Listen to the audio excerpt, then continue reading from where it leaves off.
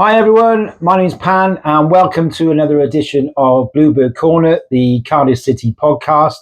Please like and subscribe the channel to be within a chance of winning a fantastic £250 gift card courtesy of our sponsors Top Tier Cleaning. Today's podcast is about the 1981-1982 season with Cardiff City. We're doing a podcast every Tuesday about a season. We started with the 1980-81 season. The reason why we did that is I became a season ticket holder that year. So I thought we'd look back season by season over each week. If you'd like me to do a pod for the year you started supporting City, please let us know in the comments. We've had a few bits of feedback from people who've listened to the pod. Thanks for those who listened to the pod, who said he's really enjoyed it, brought back some good memories or some bad ones.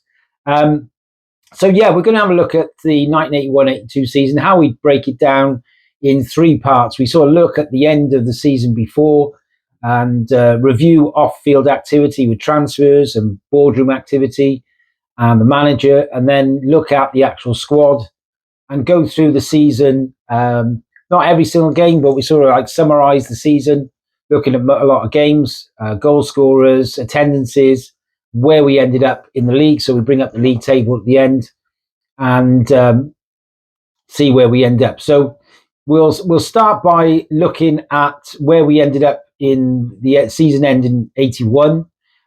We were in Division 2 and we just scraped above the relegation zone. It was 3 teams down.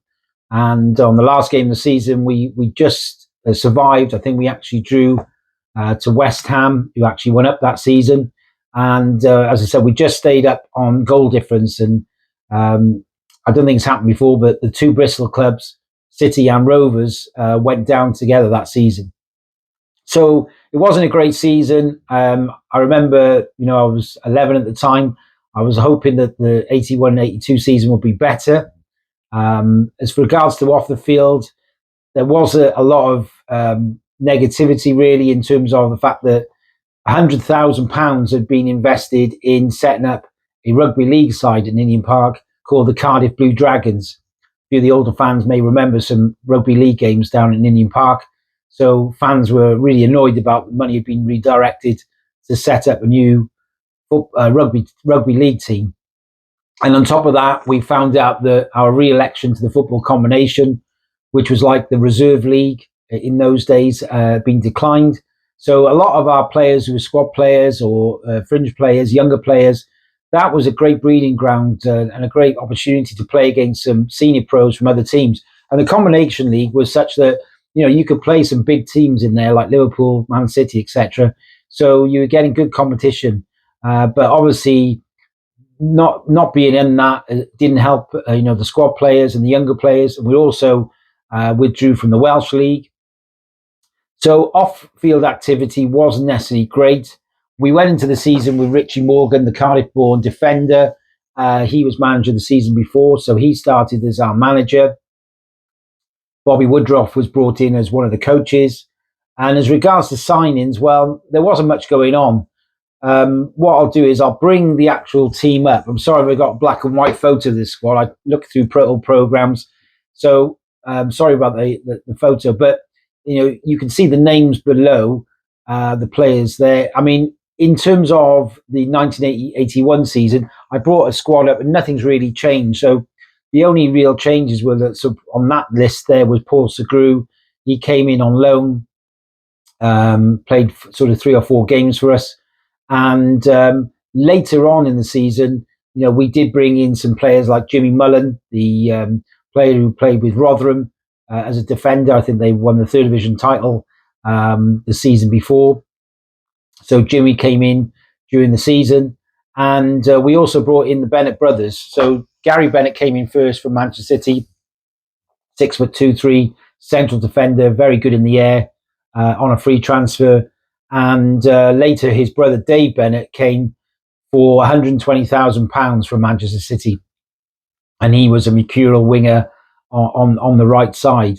And we also had, during the season, Peter Sayer, who came on loan for 3 or 4 games. He obviously played for City in the 70s.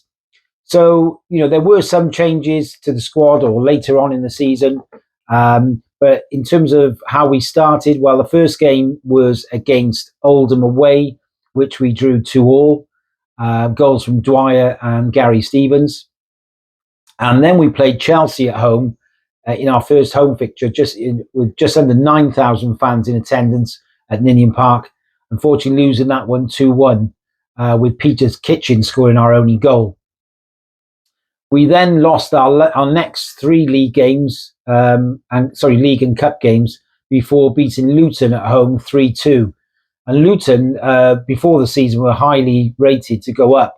They had David Pleat as the manager and players like Brian Steen in their team. So that was a really encouraging result. And goals from Kitchen, Sayer, who was on loan from Preston, and a winner from Gary Stevens in that 3-2 win.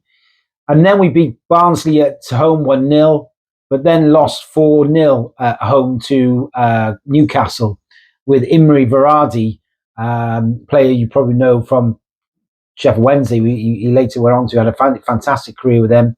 He scored a hat-trick. And ironically, in the next game, away to Sheffield Wednesday, we lost 2-1 with a goal from Bennett. We then went on a mini unbeaten run of 6 games, including a 1-1 3-1 home win against Leicester, who included striker Gary Lineker. He was a 17-year-old lad at that time. He was a Leicester boy. And before that, and then after that, we ended up losing 3-1 away to Wrexham. City then lost away to QPR and then beat Derby 1-0. And just before that time, I mean, we were sort of mid-ish table, and the decision was made really strangely. I mean, when you look back and you think it's incredible, really. Richie Morgan, who was the manager, was made commercial manager, unheard of today. And we then appointed a Welsh international fullback who played a lot of his career at West Bromwich Albion. But he actually moved abroad for a number of years. No one knew what he was doing. Came back, and he was an actual health manager for Weymouth. So he's a Weymouth health manager, club manager. So it's like being a leisure centre manager. Who in their right mind appoints, a leisure centre manager as your head coach? Well, he came in November, Graham Williams, but did actually start quite well. As I said, we got a home win against Derby 1-0 with a Taki Mikulev goal. Taki was the super sub. And City, as at that stage, were 9th in Division 2. And the side for most of the early part of the season was Ron Healy in goals, Lyndon Jones and Sullivan were the fullbacks, Pontin and Dwyer, central defenders, Grapes, John Lewis, Buchanan and Kitchen in the midfield. And you had Gary Stevens and Billy Ronson up front with super sub Taki Mikulev as the sub. And in those days, you'd only have one substitute. So, how many subs you can get these days, God knows. But in those days, it was just the one sub. So City then went into January in the FA Cup. They played Manchester City away in front of 31,000 fans at Main Road. But unfortunately lost that one 3-1 with 2 goals from Trevor Francis, which I think Trevor was the first £1 million player. Please let me know if that's wrong. I got in my head about Trevor Daly of Man City, but I'm not sure. I thought Trevor Francis was the first £1 million player. Maybe Trevor Daly, I think he went from Wolves to Man City, didn't do very well. He was a £1 million player as well. But yeah, that was a 3-1 defeat.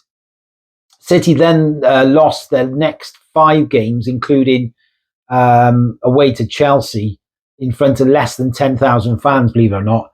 And, in those days at Stamford Bridge, Chelsea were nowhere near a big club. They were getting 7, 8, 9,000 crowds. And it was only when Abramovich came in, really, that suddenly the stadium improved dramatically after Ken Bates. And, millions and millions of pounds were invested. And suddenly Chelsea were going from 8,000 to 40,000.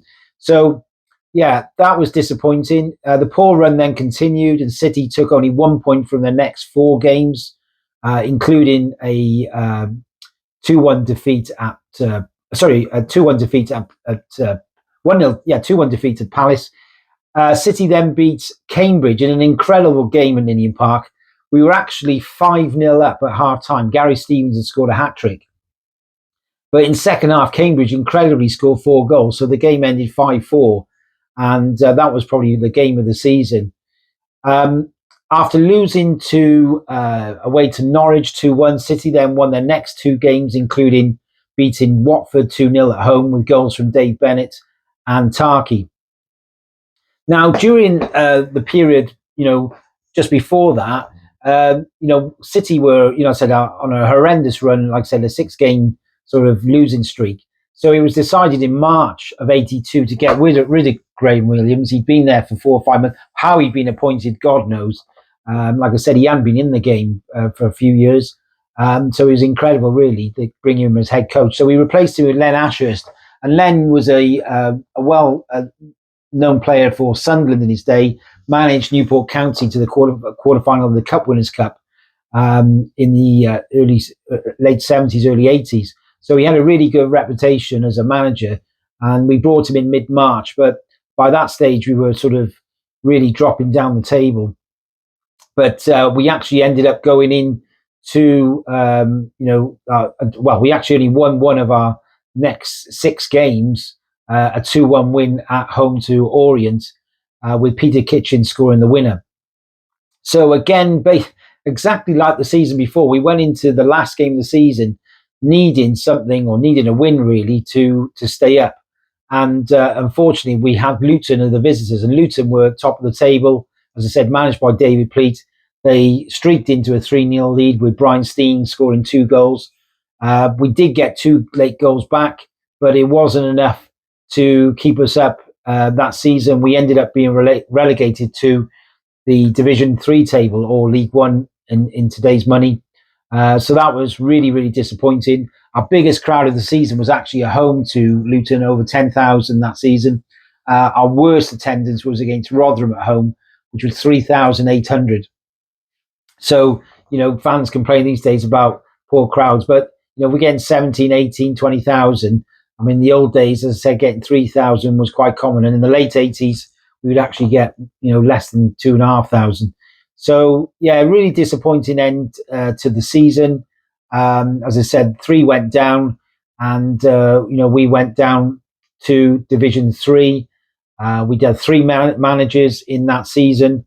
And, as you can see from the league table there, that, there were some biggish clubs in there, Newcastle and Chelsea in the middle of the pack. But familiar clubs like Luton, Watford and Norwich went up that season. So it was automatic. There was no playoffs then. And, it was really disappointing that we got relegated. So, it's great to do these podcasts. I've had some really good feedback. As I said, please comment, like and subscribe to the channel to be within a chance of winning that gift card of £250. We're going to do the draw in the next podcast, the 82-83 season, which actually is one of my favourite seasons down the city. So please tune in for that. My wife's going to do the draw, so she'll be very independent. So if you subscribe to the channel, you're in the draw. And thank you again for watching, and we'll see you very shortly.